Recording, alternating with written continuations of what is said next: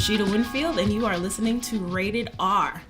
We're talking about relationships. We're keeping it real, relevant, and relatable, okay? And today I have a very special guest with me.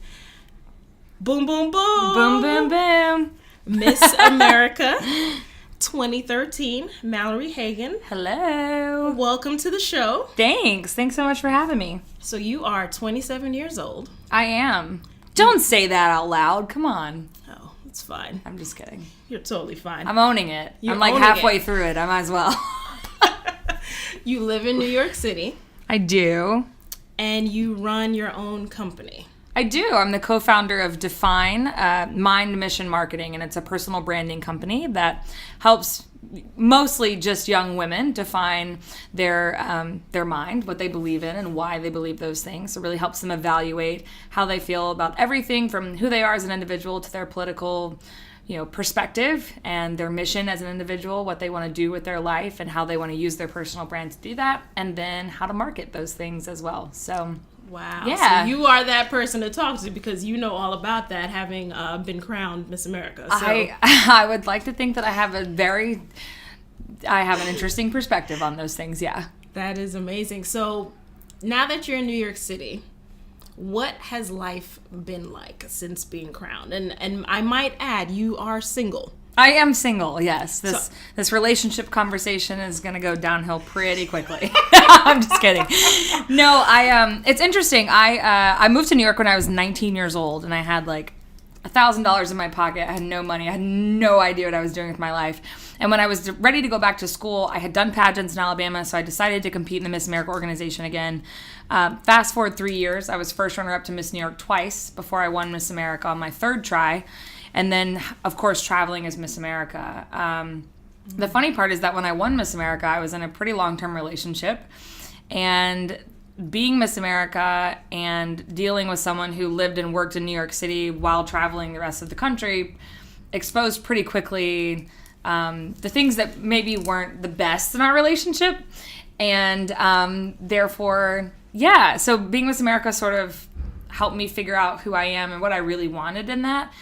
Post Miss America, I moved out to Los Angeles, and then in 2014, I moved back to New York. So it's been a little bit of a journey, but post Miss America relationships and dating has been quite interesting, and here in New York, in particular, I'm sure. So yeah, I mean, what do you even say to a guy? Like, how do you even meet?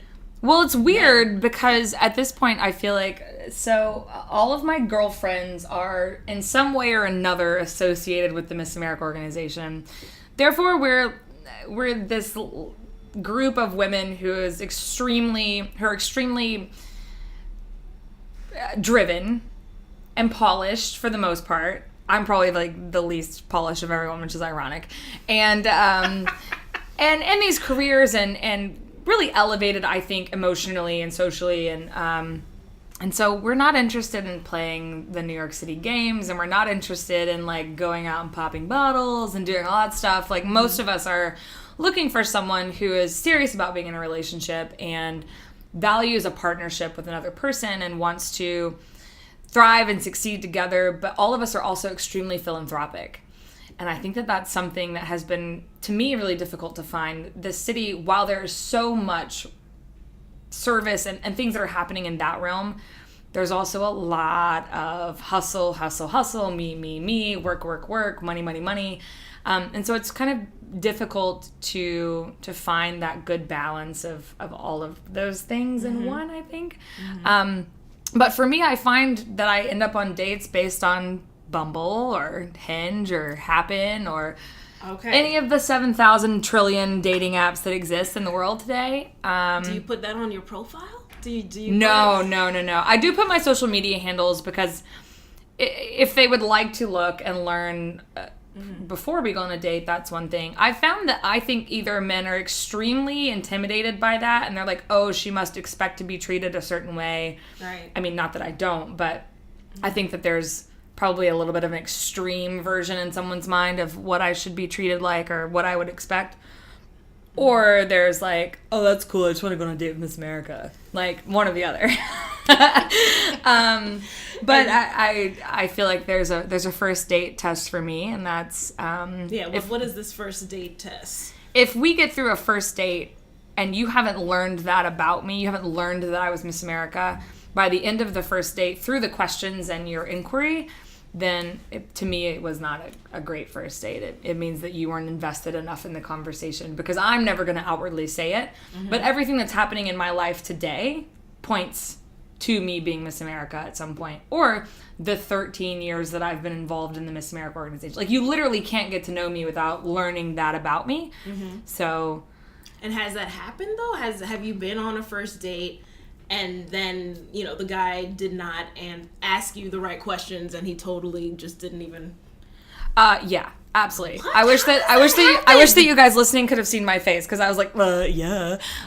Yes, I have been on several first dates where I walk away, and who knows? I mean, maybe they did look at my social media or Google me or whatever, but to me that almost means like, well, then why didn't you just outright ask, or how come it didn't come up in a text conversation before we ended up on dinner? Like, I don't know. But yeah, I've definitely had that happen where I walk away from my first date and I'm like, they don't know anything really about me as a person. Like, there's just no way that you can get to know me and not know those things.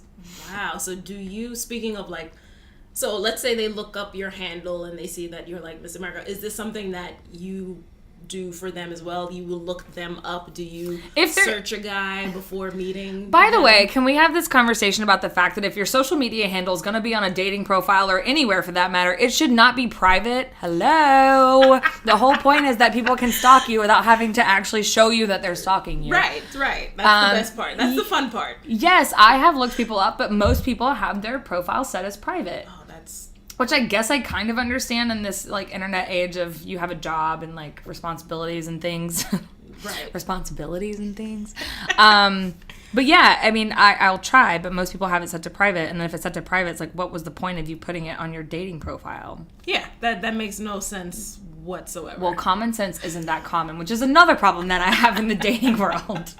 How so? I read this quote last week that said, common sense isn't Common sense isn't a gift, it's a punishment, because when you have common sense, you have to deal with everyone who doesn't. I was like, all right, that makes a lot of sense. That's so true. So what's been the most disappointing oh gosh part of like dating in New York City? I would say the most disappointing thing is that no one knows what they want, and the grass is always greener on the other side. And I'm guilty of that too. I mean, I'm guilty of like dating someone and being like, but I don't know, like maybe there's someone who is hotter, or, whatever your thing is, the grass is always greener. And if there's anything that I've learned in past relationships and relationships that I wish I hadn't given up on, or I hadn't broken up with them, or where I feel really stupid because I'm like, wow, that person was amazing and I should never have walked away from them, it's that the grass is greener where you water it. And so if you... What do you mean by that? Yeah. The grass is greener where you water it. I mean, if you have a lawn and you're worried about your neighbor's grass instead of yours, what's the odds that your grass is going to grow? None. So invest... If you do find that person who makes you feel alive and is interesting and you want to talk to them every day, and they're that person that you want to turn to and lean on and spend time with and adventure with, travel with, like all of those things, then water that grass. Like when things arise that you question, or if you have a problem, instead of I'm so guilty for just like I turn inward and I walk away, as opposed to addressing those things head on, watering that grass and seeing how that relationship can grow, as opposed to being like, oh, this just isn't right then. Like if I have this issue, this just isn't right. And I'm very guilty of doing that. Ask any guy who's ever dated me. Really? So what has been like... What's an example of that? So so to me it sounds like you're saying you have to put a little time and effort. Of course you do. Whoever you're dating, it's not going to be perfect. That's like if you're in a job. Yeah, if you're in a job and the first time you and your boss scolds you, or something doesn't go right, or you get in trouble, or you get written up, or whatever. That's like being like, this job just isn't for me. I can't do this anymore. That's not how that works. You address the problem head on, hopefully, if you're a responsible adult, and you figure out how you can collectively come up with a solution to move forward.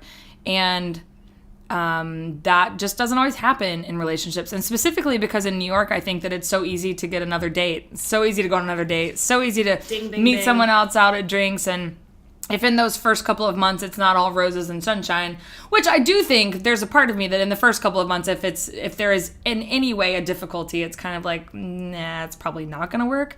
Mm-hmm. But if you've been dating someone 5, 6, 7 months and a problem comes up, throwing your hands up and walking away is probably not the best solution.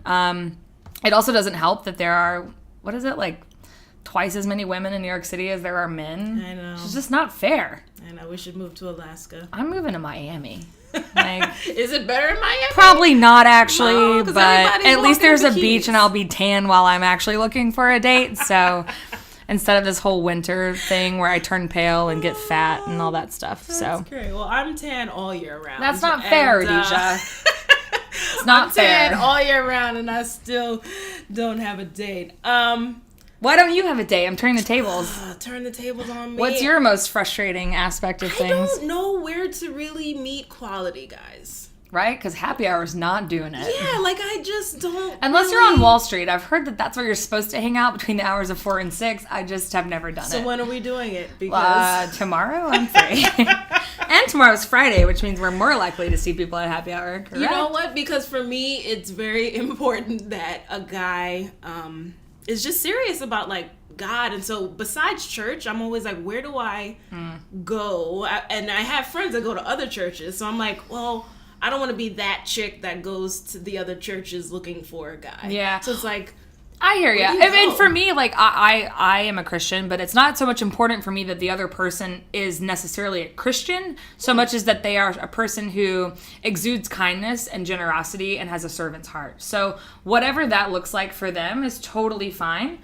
But I can't deal with going on a date with a guy who doesn't leave an appropriate tip. I've been a server and I've dealt with that industry, and I also am extremely service oriented. I serve on, the junior board of several organizations, and I lend my volunteer hand whenever I can. And so to be with another individual who would rather, not that they can't rather spend their Saturdays sitting on the couch doing nothing, but if I offer the opportunity, like, hey, I'm going to volunteer and do this, if the answer is no, then my answer moving forward is generally no. Unless there's a genuine reason why you don't want to spend your time and energy helping other people or being of service to someone else. So it's not so much about Christianity or whether or not you believe in God. To me, it's about, are you a person who is generous with your time?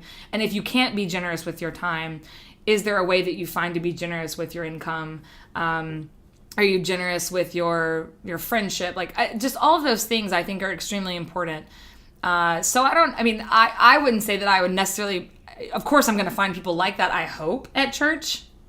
But it's more about like, what qualities do they possess and what are they showing me through other actions that they do, that's the type of person that they are. Some people, and I feel like I probably put myself in that category, will not date a guy who's not a Christian, at least not anymore. No. But I do have friends who have dated men who didn't necessarily call themselves Christians, but they had that servant heart.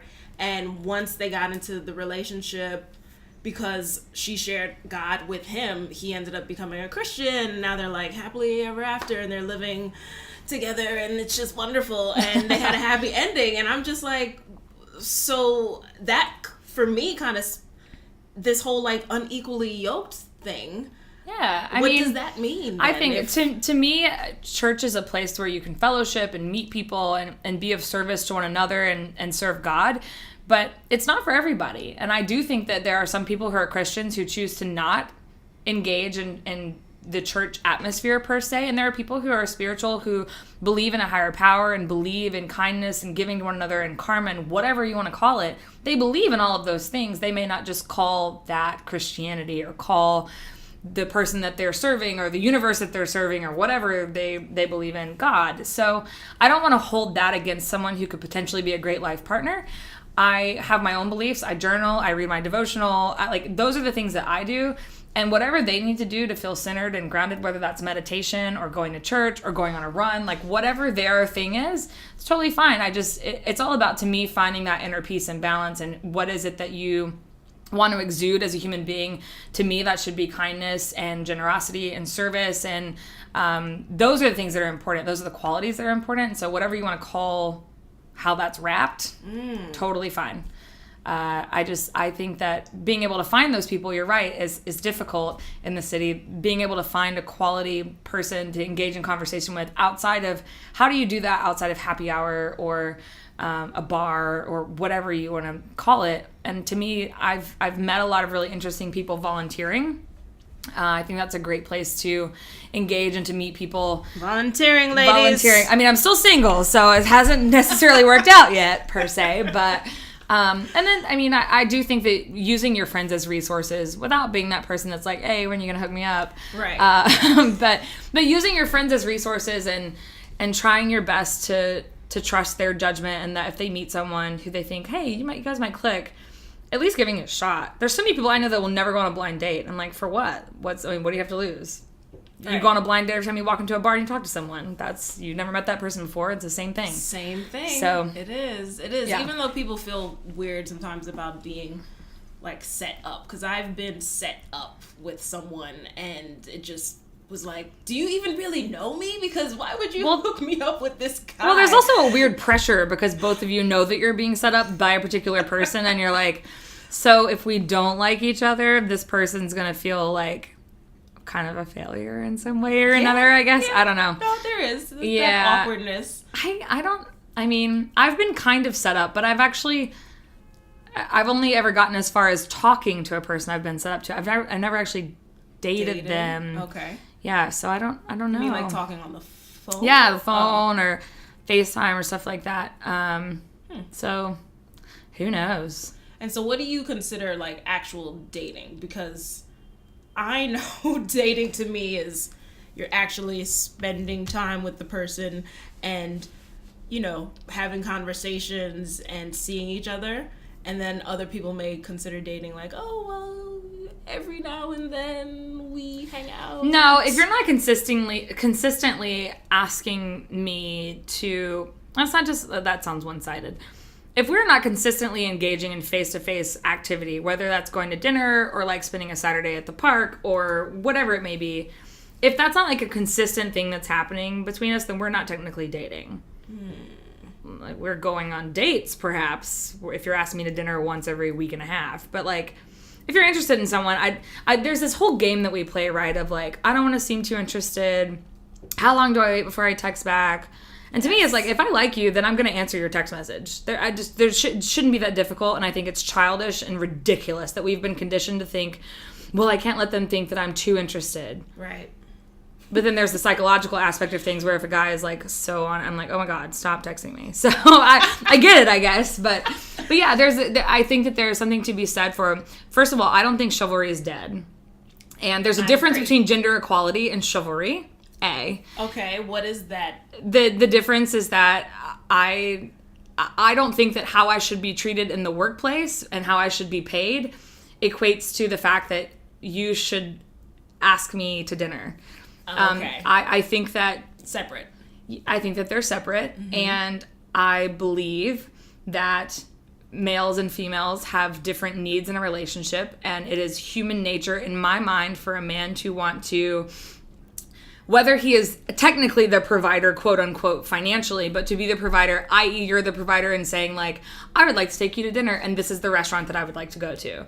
That kind of thing. Like, I think that those gender norms are there because they're ingrained in us as human beings. And I think that's different than being in a workplace and being paid equally or like the chivalry and gender equality are two different things. Right. And I don't like when they get lumped into the same category. I gotcha.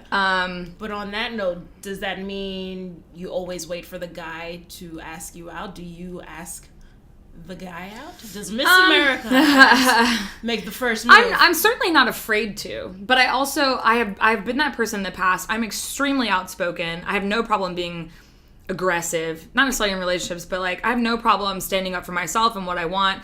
And what I've learned is that what I want is a man who is going to ask me out to dinner, pick the place, and figure out how we're going to get there. Amen. Yes! I am a strong person. I do not need to be taken care of, but I want someone who wants to, and there's a big difference. I don't financially need to be taken care of. I can take care of myself from point A to point B. I'm extremely independent, but what I want and what I need is a man who will say, I get off work at 7 o'clock. At 8 o'clock, I would like to have dinner. I'll be in this vicinity. Does that work for you? If my answer is yes, then he says, this is the place that we're going to be. The reservation's at 8:30, and I can either send you a car or we can meet there. What's your pick? Yeah. I need someone who like lays it out on the line and then allows me to make those decisions. But I am consistently in a relationship the one that's like, so we're, I mean, I guess if you're going to be there, then like there's these 3 restaurant options and we could do, and like, that's so annoying. Like, just very annoying. Just pick a place and tell me where to be and I'll be there. I don't care if it's Greek food or Italian or what, I don't care. Yeah. Like, I really don't. Make the decision. Yep. That's the hottest thing ever. Yes. Is a guy who just makes the decision and puts it out there. As opposed to being like, well, what do you want to do tonight? Right. I'm like, I don't care. Just tell me what we're doing. And there's a lot of that, too, because it's like you're used to being the boss lady, the boss woman, or being in charge in your career, in your daily life. Isn't it nice to just be like, okay, you go ahead, boo. I think that there's different... I think a partnership is about your give and take on either end. And one of the examples that I've used is before I won Miss America... the person that I was dating was in financially a much better place than I was. I was waiting tables, and I was also in school full time. And so his way of taking care of me per se was that he traditionally took care of more financially heavy things. Like if we went out to a nice dinner, he took care of those things. And my way of taking care of him was I had a key to his place, and like I would go grocery shopping for him because he worked a 13-hour day. So I would go grocery shopping and I would do his laundry and fold his clothes. And not in like I'm a traditional woman and you're the traditional man type of way, but I had that flexibility in my schedule and he didn't. So when he took care of me in that way, my way of saying thank you, because I wasn't able to financially say thank you by paying for the next dinner or whatever, I could go grocery shopping and make sure he had the things that he wanted to make breakfast, or so beautiful that he came home in his, clothes. He wasn't worried about doing his own laundry and that sounds so backwards Alabama domestic, but to me, that was the way I knew how to take care of him in a way that was easy for me to do, that I enjoyed it, that it made him less stressed out, and that he felt taken care of as well. So I think that relationships are about that balance, but I don't know. It's hard. It's a difficult thing to navigate. It is very hard, which is why we're talking about it. And it just seems like there's no, everyone has their own story. There's like different journeys and different ways to go about it. Well, I don't know. I mean, I don't know how you grew up, but I grew up like my parents have a really wonderful relationship. But they found out they were pregnant when they were 18. And my mom has always been like the making things happen kind of lady. So I grew up with that. Like it was go ask your mom. Your mom's the one who says yes or no. She was the disciplinarian. So I grew up used to that. And not to say that I don't want that. I feel like I want more of that partnership as opposed to one person wearing the pants over the other. Right. Like, how come we can't both wear pants if we want to? Or no pants. Hey. Or no pants. Hello. I'm kidding, kind of. Nah, I'm not. When the time comes. When the time is right. When the time is right. After you're married, young people. Yes. That's what a lot of this is about. It's just... there's a time and place for everything. Learn that. And I've learned that. And it's not easy, though. It's not easy. No, it's not. It's not easy. But it's doable. And it's worth it. And how important is that for the person you're dating to kind of share that view if it comes to, like, waiting and saving sex for marriage? Well, I think first and foremost, the most important thing is respect. And if you respect me... whether we're at a place of saying I love you or if we're in love or not, but respect is key.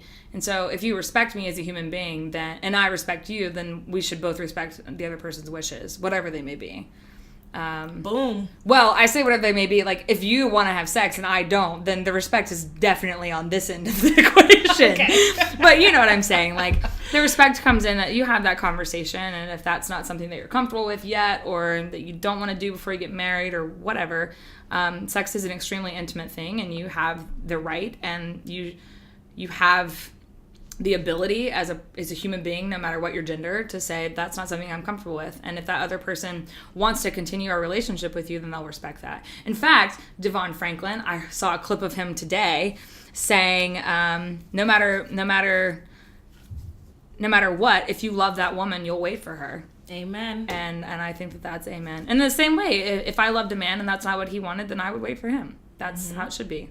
It should be a partnership, not one-sided. And I am reading Devon Franklin and Megan Good's book currently right now. The Wait. I've been waiting. Have you? Well, maybe we'll hit up a volunteer event together and see if there are some attractive and, service-minded, generous, kind, sexy men who just happen to be volunteering with us, And super hot. Just, all of those in one package would be really, really wonderful. Dear New York, if you could make that happen soon, that'd be great. We should start an organization about, how to, hotpeoplevolunteer.com. Oh, that would be how do you meet somebody good. that you're interested in? If you're hot and you volunteer, come to this site. It's all for a good cause, right? A good cause for... Wait, first of all, right now, I take responsibility for that idea. If anyone steals it, you owe me money. Let's do it. We could be the first ones to just get it kicked off. We could call it Rated R Volunteer. Oh, because that title, people can be like, wait, what is that? How do I volunteer for something that's rated R? At least it piqued their interest. Oh. We'd probably end up in a little bit of a different SEO search engine than we wanted. But Probably. That could be beneficial. But it's not rated X, rated R. So that's true. Just a couple of cuss words. Not too bad. Maybe a hot and heavy scene in volunteering. Who knows? Wow. So what would you say is the most, and it's probably hard to don't give me hard questions, but what is the most important thing that will, well, let me rephrase that.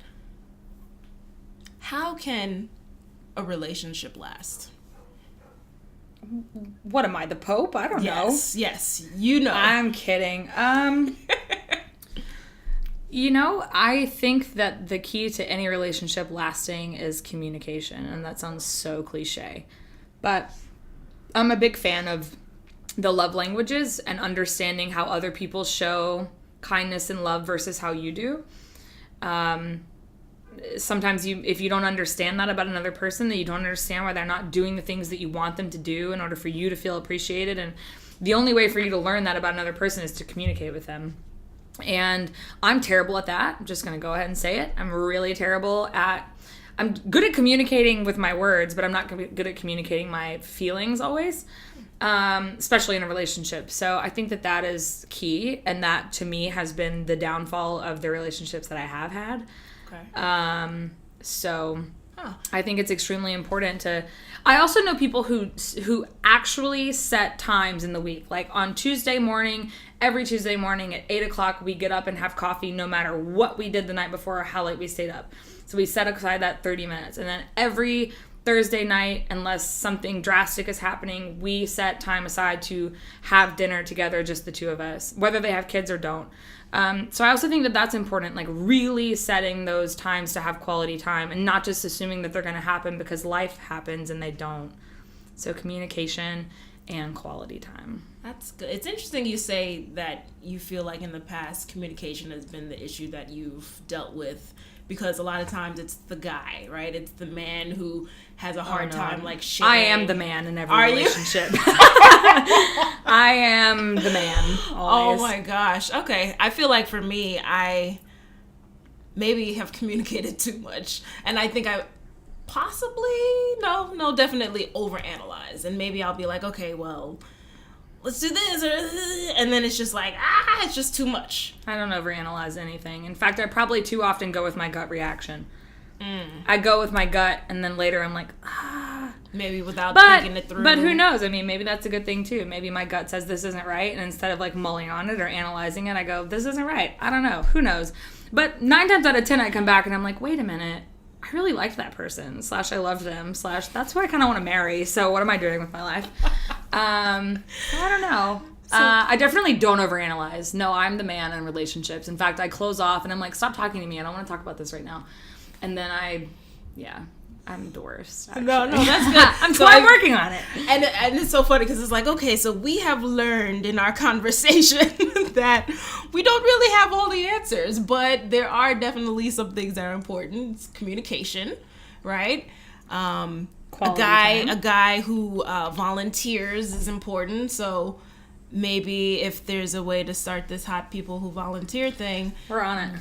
You know, that is the way to do it. Quality time is important. I don't know. Is there anything else that we could maybe share to the world? I mean, we probably could go on for days, but we'll let you guys live on this one first, and then maybe we'll come back, later for a follow-up on what's happening in our dating lives then. After we do our hot person volunteer and perhaps sit at happy hour on Wall Street.